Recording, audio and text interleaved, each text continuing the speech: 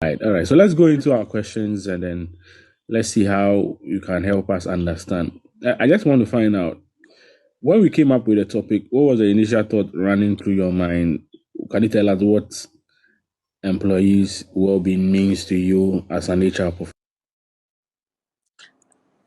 Okay, so I thought of it and I was like, okay, now there's been a lot of talks on stress and others because it's actually more serious than we see.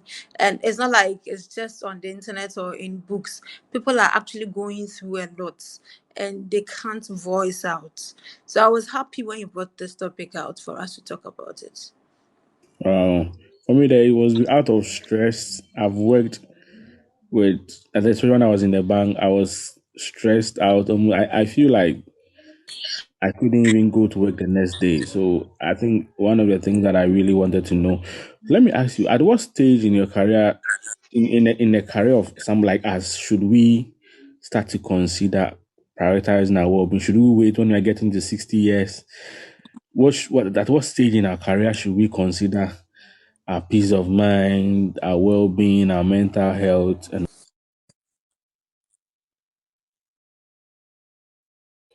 hello, Madam Comfort.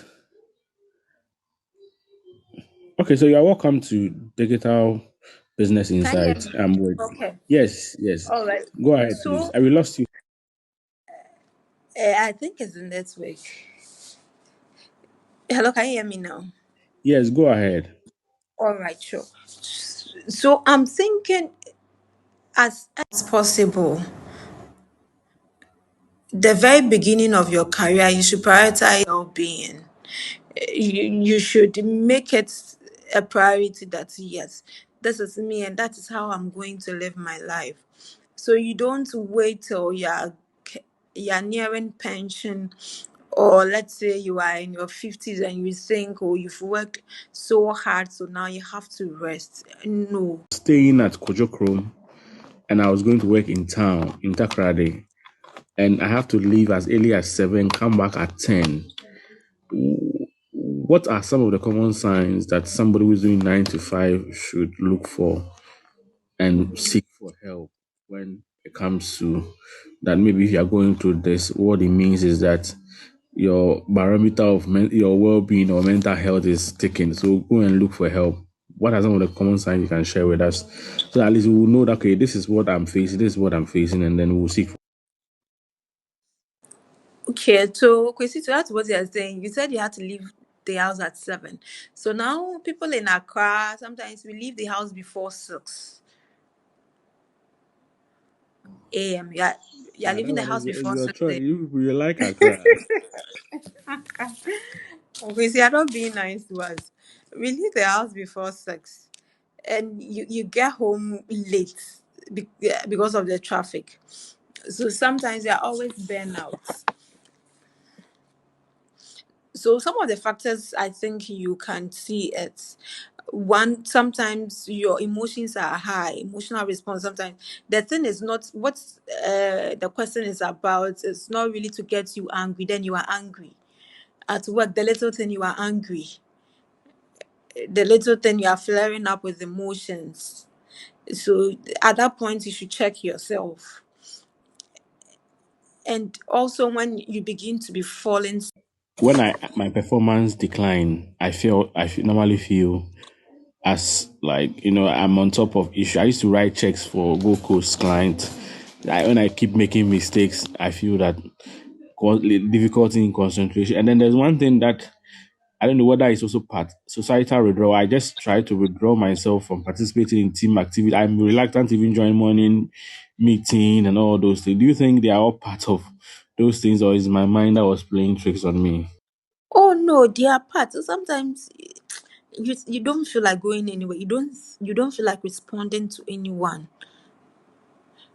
So you're like, oh, I'm tired. I don't feel like going anywhere. So even if there's a party, there's a wedding or anything, like, oh, I just want to be home. I just want to be myself. But being yourself, you sit down, you are thinking about issues. People see you and they're like, no, you are not yourself. Wow.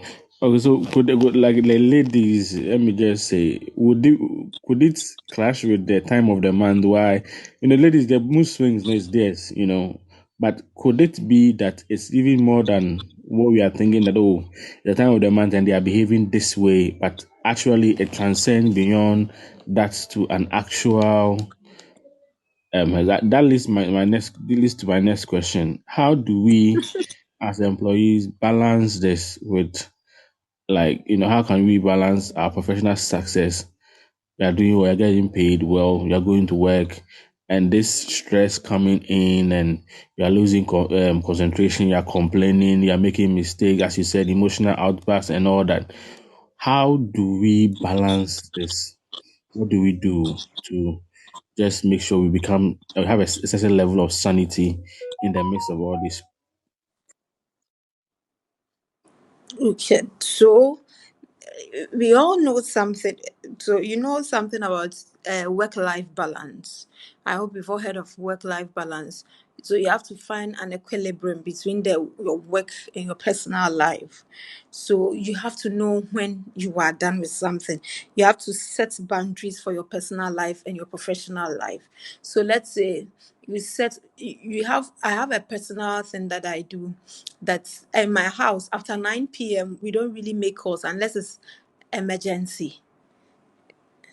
Because I know you talk about this one, but in my house, that's what we do, 9 p.m. And that is emergency. So when you hear the phone ring, you're like, who is that? Why no no?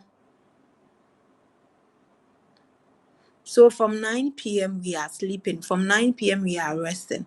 So you set certain boundaries for yourself. Maybe you can set boundaries that, there's a month I said, so after October I'm done with weddings. So I said, the rest. A well-being. What do you think?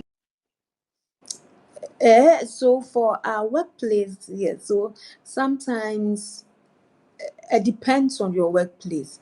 There are some workplaces they prioritize wellness. So they have healthcare and mental care. So if you think there's a mental issue, they have counselors around, or they have counselors in the hospitals you visit, and you have access to those facilities that you can visit a psychologist or something and talk about your issue. So those are some of the things that has been put together in some of the companies for employees. So some companies are really doing well about it. Okay, so let's look at the countries with very toxic culture. What do you do as an employee? At what point do you say, I have had enough, I should go? Or at what point do you even seek help? Like I mean, and almost all the work where I've worked, apart from my current job, I think it was a bit toxic. Your BP just goes up when you are even spoken to. So when you're asked to go to the manager's office, you know that something bad is about to happen. What do you do? At what point do you seek for help? At what point do you feel like, okay, this is what do you do when you don't even have control as an employer about the work environment? Do you have any thoughts on that? Okay, so as a person or as an employee, your mental health should be your priority. So if, let's say, the environment is not helping, it's not supportive enough, and there's little you can do, I would advise you exit that kind of environment, because if you don't take care, you will break down. So when you see, let's say you seek for support, you are not getting, you ask for things, maybe you want to be supported in one way or the other, and it's not helping, and every day you are stressed out, every day you are going to work, you feel like something is happening, your boss will call you and then you are afraid, your BP is always rising. You better leave that. Person, what are some? I'm just asking because probably somebody out there might also would go through that, and then I was a bit stressed, worried, and all that. So, what do you do mostly? Okay, so if you are not in town, it's better you reply with a mail that unfortunately you are not in town, because Friday, you are going on leave, and Saturday morning you've traveled. You have to just let them know you've traveled out of town. Wow. Okay. Yes, if it's something you can help with, you come to help since it's an I emergency. didn't want to help with anything anyway. So all right. So our audience, I would want to also hear from you. Just raise your hand, join the conversation. We are talking about employees' wellness. I would want to hear from you. Just raise your hand and join us. It would be nice to hear from you. How can employers create a supportive culture, working culture for employees' well-being? What can they do, especially those of us working with one-man businesses, and then even in the corporate one with this? There are some female managers who are very strict and all that. What can they do to help in maintaining? Do they even think about it in the first? You are in the HR space. Do you think they think about our well being, whether we are happy, we are fit to work and all those? What can they do? Of course, basically, we think about, employees are our greatest assets. They are the people who push the productivity. They are the people who do the job. So if you don't think about them, you might as well be out of business. Because those who do the job, you have to think about. But sometimes it's rather unfortunate that you don't get that supportive environment. So employees think that employees don't think about them. We actually do. So that's what I said. That one, mental health is your own. Take it as your own yourself, prioritize it, and search around your environment what you can do. Maybe your employer is offering something, but because you can't see, or you've not really looked at that service, you think it's not there. Maybe you have access to healthcare and a counselor or a psychologist. You can as well patronize that service. I think I had a chat. There are some psychologists who even say in the council, they said, "Oh, people don't even come to them when they are even stressed or anything. They think that is those going through mental health. They are the only people who come to see the psychologist. But Kwesi, stress can take you somewhere. It's really serious. So if you think that when you are resting or nothing is happening, try and see the psychologist." I think so, bro. There's a lot of stigma. So one of the things that I did when I came here to become the branch head was I created an open communication channel with all the workers. We talked about an irregularity in your sleep and appetite. I think that's the first thing. And then identifying triggers. As I told you, there was a woman sitting across me, and she was that annoying that anything she does can make me change in behavior. And as Madam Comfort said, find somebody you can trust and talk to. If you don't have anybody, you can reach out to her. That's a job that she does.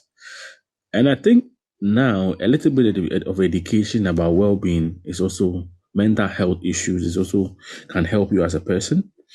So you can evaluate the situation and then buy books. You see, and see a psychologist. Start small, and I think you will get there. You get there. At this point, we want to also give the opportunity to Nanama, Mavis, Dr. Augusta, um, and then Habiba to join us. I think there are four here. Yes. So join us No, and there are then seven, crazy. seven. Oh, okay. Then I can see the rest. There's, Which one there's, can you see? there's Pastry, Astri. Okay, I can see him. And who else? Michelle, there's Ruby, Golo, Ruby. Okay. yeah, there's All right. Victoria, Victor. Victoria. Oh, okay. You are welcome. Thank you very. LinkedIn is preventing me from seeing all of you. So we want to have your input, Doctor. I believe you'll be of great help because you've mentioned your profession, and I don't think we are the right fit to talk about this. If where you are you can't talk to this, fine.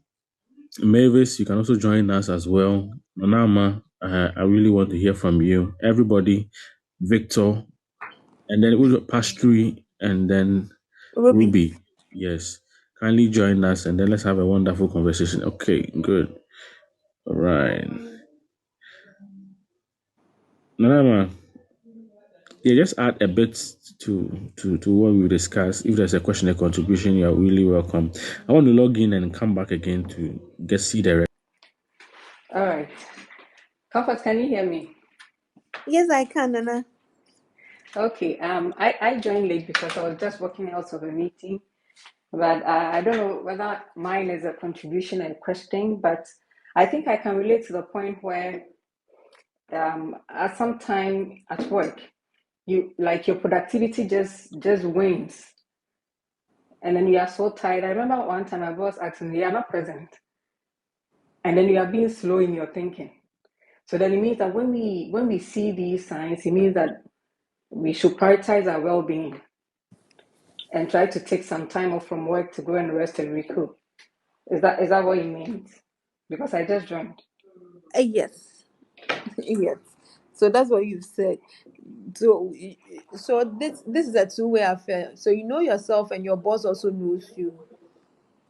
That your productivity is just going down. You are just not there, and this is not an anama. I know. So at this point, it's just going on leave. But when you go on leave and things are still not happening, then you should think you need another help. You need Right. someone to talk to. I guess you see, when you spoke about it, it's now occurring to me. Frema, you can get someone who can listen to you. Yes.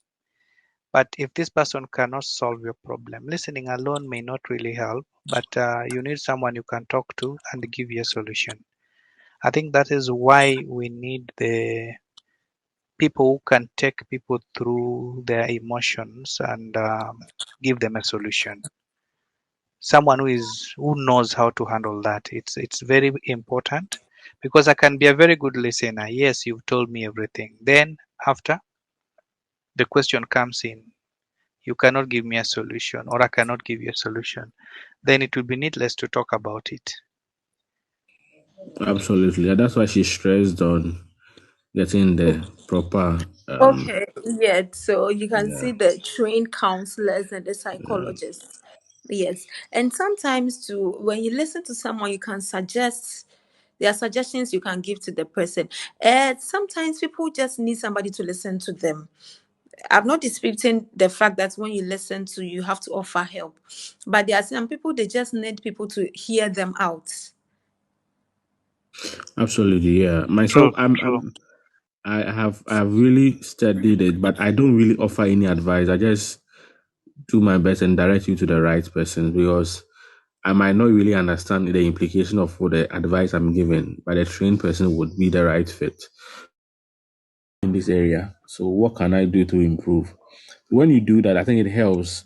You like the emotional outburst. Exactly. You will know that I overreacted, and as I said, the triggers as well.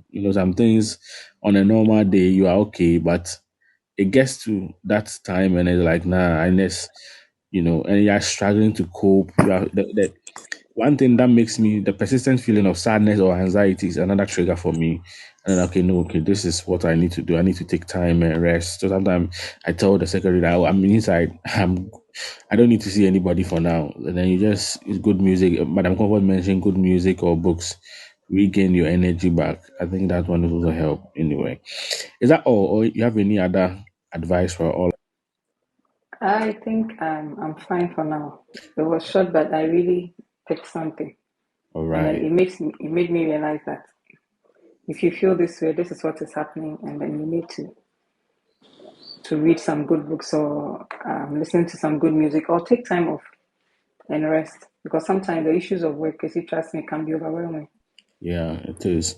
It can My be for overwhelming. Trust very me. yeah. My former place in church, we had two pastors who died out of stress, and then my former boss, who was a lady, who collapsed at work because she was burned out. So, and I know colleagues at work who live on alcohol and drugs to sustain themselves. So it's a very difficult moment that we're having, and we don't even have open discussion on. Discussions. And these You know, things, Yeah, case I spoke of the lady who came to work on Thursday and on Friday she had stroke. yeah, this is And serious. yes, it's serious. It's happening. So as I always say, I always advise people to speak out. Our society has become like people don't trust people, but we have people you can trust. So look around. If you think the stress is the rest is not enough, the reading, the going out is not solving the issue. Maybe the issue is somebody you have to talk to and the person can help you. Why not? Yeah, it's true. I think one of the things that I normally advise practice saying no. I had colleagues at work who can't say no.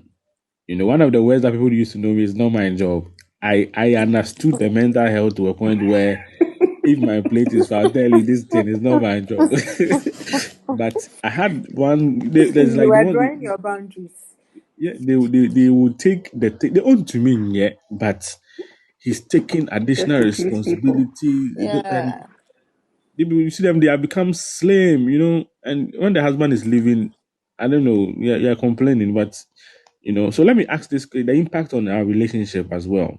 Do you think we can take, if you're unhappy at work, can we take it home and it can also destroy what we have at home? It can become something in the local parlance. We say something what is there. It's like you just have of your and the boy something like that. Do you think it can also affect our relationship?